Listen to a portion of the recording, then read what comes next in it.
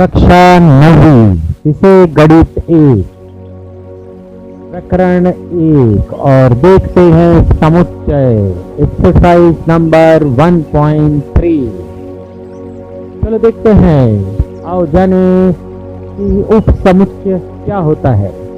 जैसे यहाँ दिया है ए और बी दो समुच्चय है। देखो आकृति में ए और बी यहाँ दिए गए हैं। यहाँ पर ये दो समुच्चय दिए गए हैं और इसमें समुच्चय बी का प्रत्येक घटक, देखो ये समुच्चय बी देख रहे हो, इसका जो प्रत्येक घटक यानी 1 2 4 6 ये पूरा भाग ये वृत्त ए के अंदर आता है। बात समझ में आई? तो ये समुच्चय ए का भी घटक है, तो बी समुच्चय को हम क्या कहेंगे? ए का उप समुच्चय कहेंगे।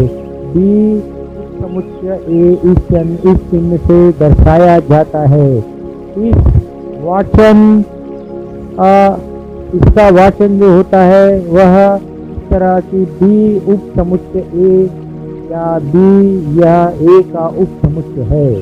उदाहरण जैसे यहाँ दिया, मैंने बताया कि ए के अंदर 1 2 3 4 5 6 7 8 ये नंबर है और बी के अंदर 2 6 2 4 6 8 ये जो संख्या दी गई है।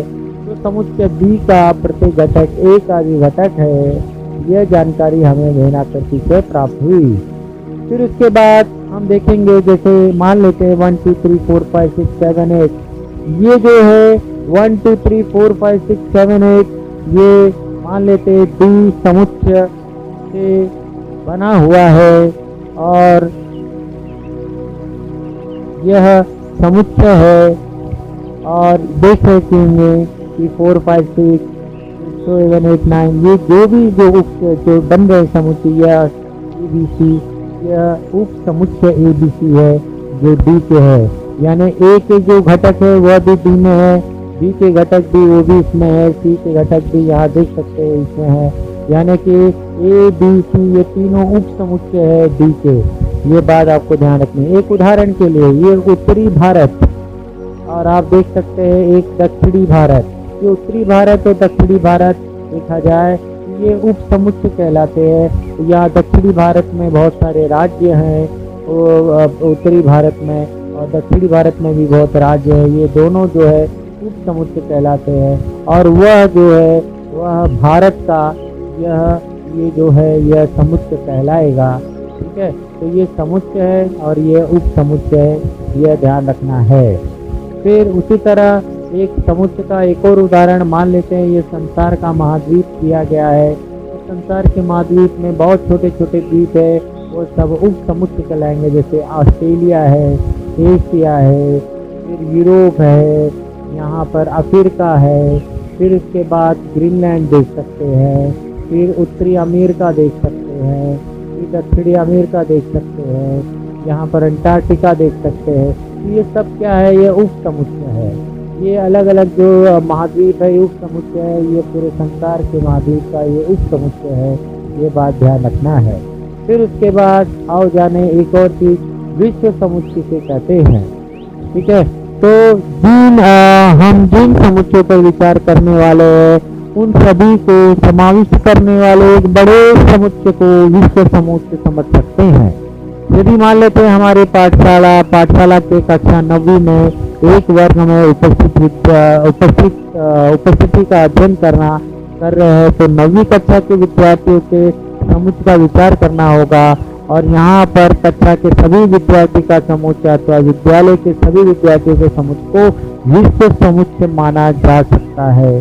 तो ये बात ध्यान रखना है। विश्व समुच्चय किसको कहते हैं? जैसे 9वीं कक्षा है, वहाँ के बच्चे पढ़ रहे हैं और पूरे स्कूल के बच्चे भी पहली से लेकर 10वीं तक पढ़ रहे हैं। तो ये 9वीं जो है वह बच्चे जो है वो एक तरह से उप समुच्चय है। परंतु ये बात ध्यान रखना है कि जो बच्चे जो सबसे बड़े जो बोलते हैं समुच्चय, जैसे यहाँ पर विद्यालय के पूरे बच्चे जो भी हैं उसको हम विश्व समुच्चय कहते हैं। तो विश्व समुच्चय ये बात क्लियर हो जानी चाहिए कि ये सबसे बड़ा समुच्चय होता है और उसमें छोटे छोटे अलग अलग समुच्चय होते हैं जिसे हम उप समुच्चय कहते हैं। फिर उसके बाद अब जैसे उदाहरण के लिए एक छोटा छोटा जो समुच्चय ये ब्रह्मांड, ये देख सकते हैं हमारा सौर मंडल है। इस सौर मंडल में ये छोटे छोटे समुच्चय दिए गए बुध शुक्र मंगल पृथ्वी, ये सब बृहस्पति शनि, हाँ ये सब ग्रह हैं। ये सब जो ग्रह छोटे समुच्चय हैं और यदि हम देख लें तो बड़ा सा एक ये होगा जिसको सौर मंडल कहते हैं। और ये सौर मंडल एक तरह से विश्व समुच्चय कहलाता है, जिसके छोटे छोटे समुच्चय यानी उप समुच्चय होते हैं, तो ये सौर मंडल विश्व कहलाता है। उसी तरह हम एक उदाहरण भी हम देख सकते हैं कि मान लेते पाठशाला के क्रिकेट खेलने वाले सभी विद्यार्थी है, तो इसमें से जो भी क्रिकेट का संघ जो बनाया गया है, ये क्रिकेट कैसे बहुत सारे संघ बनाए जाएंगे, जैसे पहली के बच्चे, दूसरी तीसरी चौथी, हाँ तो वो सभी में से सेलेक्टेड किया जाता है। तो यहाँ पर पाठशाला के क्रिकेट खेलने वाले सभी विद्यार्थियों को हम विश्व समुच्चय कहेंगे, इसे यू अक्षर से दर्शाते हैं, ये बात ध्यान रखना है, ठीक है। और एक और आओ हमें जानना है पूरक समुच्चय क्या होता है। मान लीजिए पूरक समुच्चय मतलब उल्टा, उसका अपोजिट, ये बात ध्यान रखना है। जैसे अभी एक आकृति के द्वारा मैं समझाना चाहूँगा। देखो बच्चों, यहाँ पर जो है ये जो वृत्त दिखता है, इस वृत्त के अंदर कौन से नंबर है, 2 4 6 8 10 नंबर है। तो और एक बात है कि ये जो आयत दिया गया है, इस आयत के अंदर देखेंगे 1 2 3 4 5 6 7 8 9 10 नंबर तक की संख्या है। तो एक के अलावा जो बाहर में जो पिंक अक्षर में जो शेडेड किया गया है, उसके अंदर जो नंबर है 1 3 5 7 है, ये पूरक समुच्चय हुआ। तो पूरक समुच्चय यानी क्या, ए समुच्चय के घटक को छोड़कर बची हुई जो संख्या यू में पाई जाती है वो ए डैश यानी कि पूरक समुच्चय कहते हैं। ये बात ध्यान रखना है कि मान लीजिए ये विश्व समुच्चय है और बी जो है ये इसका उप समुच्चय है, तो समुच्चय बी में शामिल नहीं होने वाला परंतु विश्व समुच्चय के यू में समाविष्ट होने वाले घटकों के समुच्चय को समुच्चय बी का पूरक समुच्चय कहते हैं, और इसे हम बी डैश या बी सी द्वारा दर्शाया जाता है। और जैसे अभी मैंने यहाँ पर बताया तो ये उदाहरण है, ठीक है। फिर उसके बाद एक और चीज़ है कि एक और चीज़ ध्यान रखना है, एक और बात है, जैसे यहाँ पर मान लेते हैं समुच्चय ए है, इसके अंदर 1 2 3 4 5 6 7 8 है, और पूरक समुच्चय जो दिया है वह ए डैश दिया गया है जिसमें 9 10 11 12 13। तो ये जो दिख रहा है ये आयत, उसके अंदर जो नंबर दिए गए 1 2 3 4 5 6 7 8 9 10 11 12 13, ये जो है पूरा जो दिखाई देता है ये विश्व समुच्चय है। और ए के अंदर पाए जाने वाले ये नंबर जो है वो यहाँ दिखाई दे रहे, तो इसके बचा हुआ जो नंबर होता है जैसे 9 10 11 12 13, ये पूरक समुच्चय कहलाता है, ठीक है। तो ये बात ध्यान रखना है। तो 1 2 3 4 5 जो है वह एक तरह से विश्व समुच्चय हुआ है, और ये ए और ये पूरक समुच्चय ए डैश, ये बात ध्यान रखना है, ठीक है। एक सूत्र है जिस सूत्र को याद रखना है कि मान लेते ए एक समुच्चय है और इसी तरह पूरक समुच्चय ए डैश यदि इसमें मिला दिया जाए तो यह एक विश्व समुच्चय यू बनता है। इसी तरह एक उदाहरण है जैसे महाराष्ट्र, हाँ, और मान लेते हैं महाराष्ट्र के छोड़कर जो बचे हुए जो राज्य हैं वो राज्य को यदि हम मिला दें तो हमें क्या नज़र आएगा, तो हमें यू यानी भारत विश्व समुच्चय नज़र आएगा, ठीक है। तो इसी प्रकार यहाँ पर एक और दिया गया है नंबर यू, और इसमें आप देख सकते हैं कि यू के अंदर 1 3 9 11 13 19 18 दिया गया है और बी के अंदर 3 9 11 13 दिया गया है, ठीक है। तो अभी यहाँ पर यू जो नंबर दिया गया, बी में क्या नंबर है 3 9 11 13, तो 3 9 11 ऐसे कट कर देंगे तो बची हुई जो संख्या है वो 1 18 और 19 ये बी डैश पूरक समुच्चय में आ जाता है, ठीक है। इतना समझ में आया होगा। फिर अभी हम देखते हैं एक्सरसाइज 1.3 में। 1.3 में हम ये बात ध्यान रखेंगे कि कौन सा, यहाँ पर आप देखेंगे कि सी बी के ऊपर समुच्चय है क्या नहीं। तो सी के अंदर देखो बी डी करके है, यह पूरी तरह बी में समाविष्ट है क्या, यह हमें चेक करना है। सी डी ई एफ में है क्या, बी डी की जो संख्या इसमें है नहीं है, तो समुच्चय सी में यह पूरी तरह समुच्चय बी में नहीं है, इसलिए सी और डी यह एक असत्य है। इसी तरह दूसरा ए और डी की बात है, तो ए के अंदर देखो number A B C D E, और दूसरा है डी, डी में ए ई है, हाँ, ये पूरी तरह इसमें नहीं है, देखो यहाँ पर ये ए बी सी डी ये 5 संख्या इसमें है क्या, नहीं है। ठीक है, ये समुच्चय ए पूरी तरह डी में नहीं है, इसलिए ए उप समुच्चय डी यह असत्य है। ठीक है, तो तीसरा जो बचा हुआ है डी के उप समुच्चय है क्या, नहीं। तो जैसे डी में ए ई, यह ए ई इसमें मौजूद है, नहीं है। ठीक है, जब ये इस डी में पूरी तरह नहीं है तो इनसे यह डी उप समुच्चय डी का यह भी एक असत्य है। ठीक है, फिर चौथे में है यहाँ पर डी ए का है क्या, डी जो डी में ए ई है और ये ए ई देखो इसमें मौजूद है क्या नहीं, पूरी तरह इसमें है, दिख रहा है। ठीक है, समुच्चय डी ये पूरी तरह ए में है, इसका मतलब डी ए का उप समुच्चय है, यह सत्य है। इसी तरह पांचवें में देखेंगे डी ए का है क्या, नहीं। ठीक है, C D E F A B C D E जो ये पूरे में है क्या, नहीं है, इसलिए यह बी का समुच्चय नहीं है, यह असत्य है। छठे में देखेंगे सी ए का उप समुच्चय है क्या, तो चलो देखते हैं, सी के अंदर बी डी है, ए के अंदर ये इसमें है क्या, तो बी डी ये पूरी तरह ए बी सी डी में समाविष्ट है, पूरी तरह है, इसीलिए यह एक सत्य है। तो ये बात आपको समझ में आई, ये सवाल नंबर पहला हुआ। ठीक है, अब हम देखेंगे एक और सवाल। ठीक है, जैसे 1 से 20 तक प्राकृतिक संख्या दी गई है, एक्स और वाई के लिए वेन आकृति दर्शाना है, और एक बात है कि हम ये कैसे दर्शाएंगे, तो वो देखेंगे। जैसे यहाँ पर दिया है एक्स एन का बोलते हैं घटक है, और यह 7 और 15 के बीच में आती है, तो कौन सी संख्या 7 और 15 के बीच में है, तो वह देखो बच्चे 8, 9, 10, 11, 12, 13, 14 ये दोनों संख्या, ये जितने जो संख्याएं हैं वो 7 और 15 के बीच में आती हैं। और उसी तरह जो n जो है y में n प्राकृतिक संख्या 1 से 20 के बीच की संख्या की बात कर रहे हैं यहाँ पर, तो 1 से 20 यानी क्या 2, 3, 4 ये बात ध्यान रखें। ठीक है, 1 से 20 के बीच अभाज्य संख्या, तो अभाज्य संख्या तो आपको पता ही होगा जो किसी भी पहाड़े में नहीं आता है, 2, 3, 5, 7, 11, 13, 17, 19, और यू में देखो ये यहाँ से लेकर के 20 तक की प्राकृतिक संख्या दी गई है। तो अभी हम कैसे निकालेंगे, चलो हम एक विश्व समुच्चय बनाते हैं यू, जिसके अंदर हम संख्या 1, 2, 3, 5, 6, 7, 14, 15, 18 लिखते हैं, 8, 9, 10, 11, 14 ये जितनी संख्या दी गई है यू के है। अब देखो हम अभी ये जो दिखा गया है 8, 9, 10, 11 ये जो है वह ए है। ठीक है, ये जो है तुम्हारा एक्स उप समुच्चय है। ठीक है, हमें वाई की भी वेन आकृति बनानी है, तो इस तरह से ये एक्स मिल गया। उसी तरह हम देखेंगे यहाँ पर यू वैसे ही 1, 4, 5, 6, 10, 14, 15, 16, 9, 10, 11 जितनी जो संख्या है यू के वो सब हम इसमें हम देखेंगे, और फिर बाद में आप देखेंगे ये 2, 3, 7, 5, 11 भी है, ये पूरा मिला करके यू हो जाता है।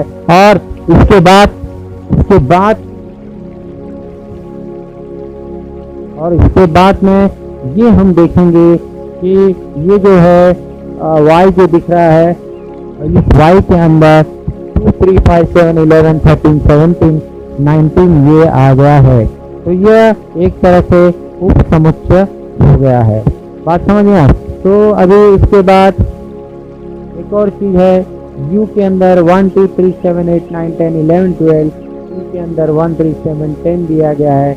u p p डैश की आकृति बनानी है, तो कैसे बनाना है तो देखेंगे, आओ जाने। तो इसके लिए बच्चों सबसे पहली बात एक बनाना पड़ेगा विश्व समुच्चय के लिए आयत, जिसको u बोलते हैं, और इसके बाद हम देखेंगे कि किस तरह से हम निकालेंगे संख्याओं को।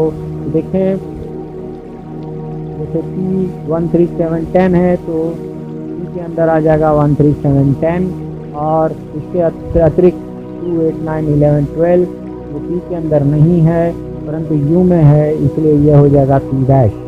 बात समझ में आए। इसी तरह एक और हम लेंगे, इस तरह से देखो यहाँ पर पूछा गया था u के लिए ऐसा आकृति बनाएंगे, ये पूरे संख्या जो है इसमें डाल देंगे, p के अंदर जो नंबर है उसको ऐसा ग्राउंड करके 1, 3, 7, 10 लिख देंगे, बचा हुआ p डैश। तो इस तरह से u p डैश तैयार। अब p डैश p बराबर इसकी जांच करनी है, तो तो कैसे करेंगे, तो P आपको दिखता है 13710 है, तो कोई आकृति में से लिया गया है। P डैश बोला तो 2 8 9 11 12 ये आ गया।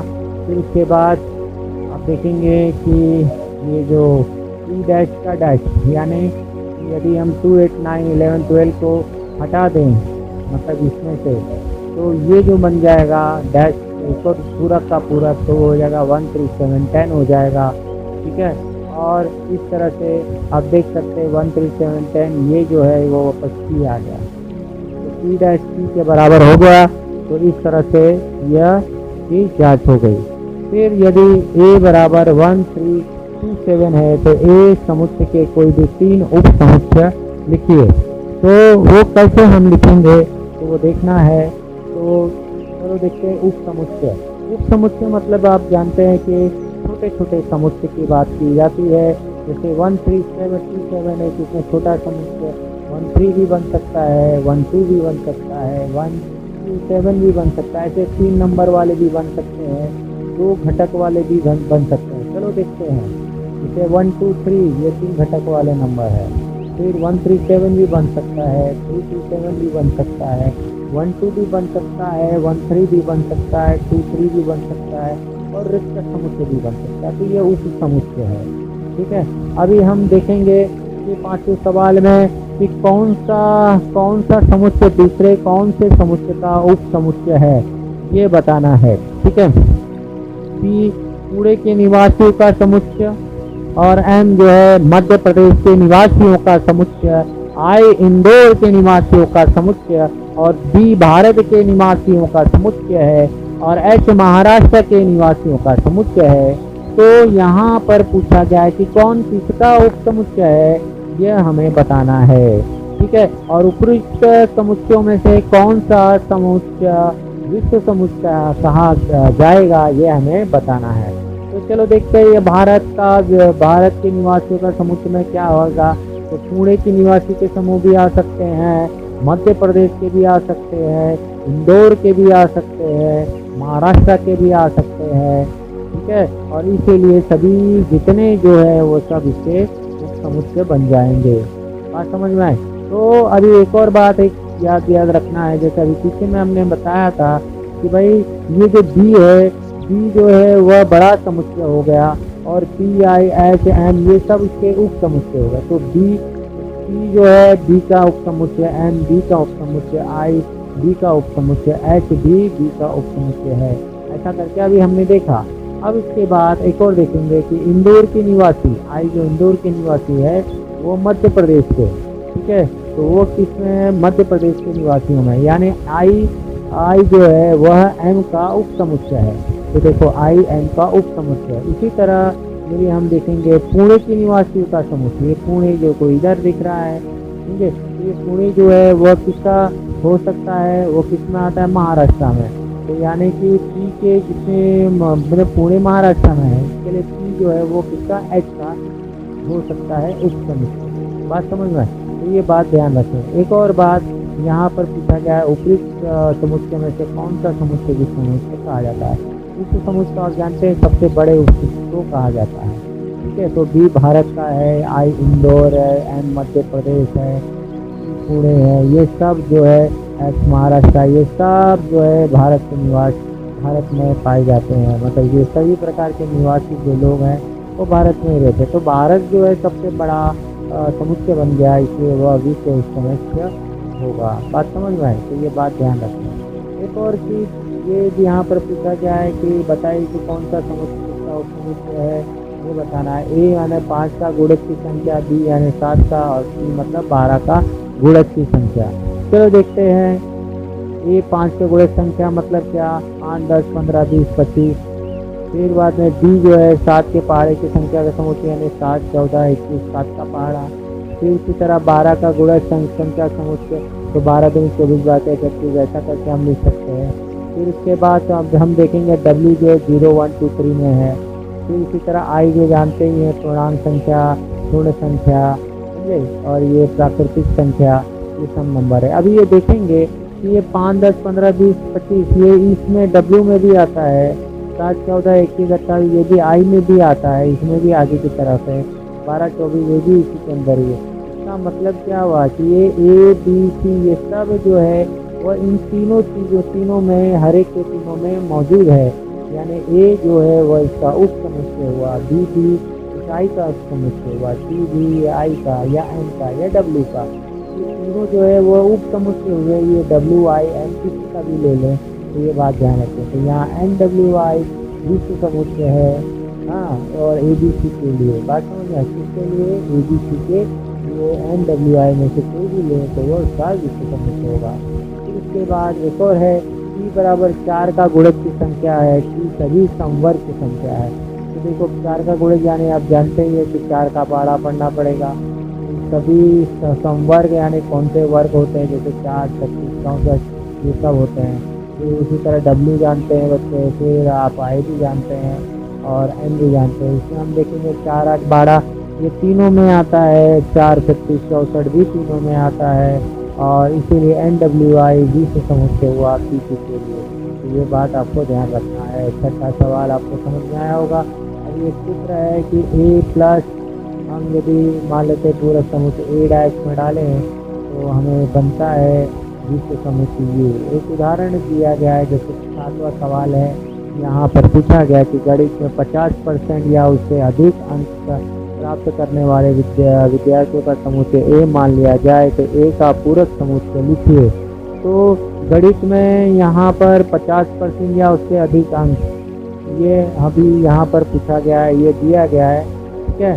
तो अभी इसके बाद में पूरक समुच्चय सूत्र जानते हैं। ए मतलब ये हुआ, पूरक समुच्चय डैश हुआ और विश्व समुच्चय दिया गया है यहाँ पर, ठीक है। तो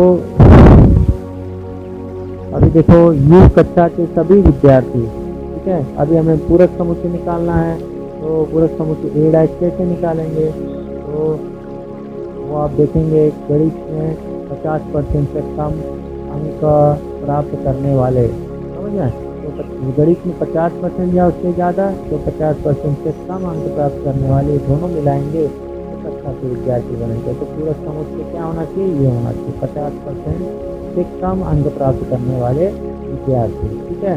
तो ये बात आपको ध्यान में रखनी है। ओके।